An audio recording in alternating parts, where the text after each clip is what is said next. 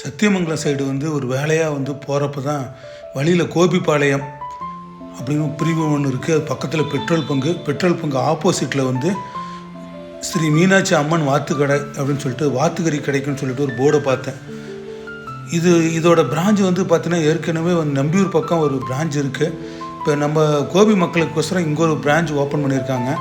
இயற்கை முறையில் வந்து பார்த்திங்கன்னா வாத்து வளர்த்திட்டு வராங்க. சரி, அவர் கூட்டிகிட்டு போய் காமிச்சார். இந்த கடைக்கு பின்னாடியே பார்த்தீங்கன்னா ஒரு வாய்க்கால் ஓடும். அந்த வாய்க்கால் தண்ணியிலே வந்து வாத்து வளர்த்திட்டு வராங்க. ஸோ அங்கே தான் வந்து எனக்கு வந்து இன்றைக்கி வாத்துக்கறி சாப்பிட வந்து ஒரு சான்ஸ் கிடச்சிது.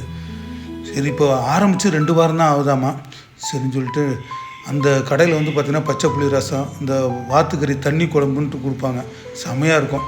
சரி, சாப்பாடு ப்ளஸ் வறுவல், அந்த வாத்துக்கறி தண்ணி குழம்பு பஸ்ஸுலாம் கூட பார்சல் அப்படியே போயிட்டு இருந்தது. நான் பார்க்குறப்ப அந்த வாத்துக்கறி தண்ணி குழம்பு ஊற்றி சாப்பிட்றப்ப செம்ம டேஸ்ட்டுங்க.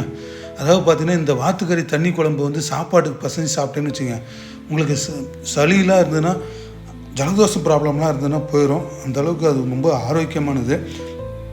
நல்லா டேஸ்ட்டாக பண்ணுவாங்க. வாய்ப்பு கிடச்சுன்னா அந்த கடையில் சாப்பிட்டு போகிறாங்க. ப்ளஸ் வந்து வறுவல் வர பச்சை புளி ரசம். கண்டிப்பாக நண்பர்களோட குடும்பத்தோட கண்டிப்பாக ஒரு டைம் போயிட்டு வாங்க.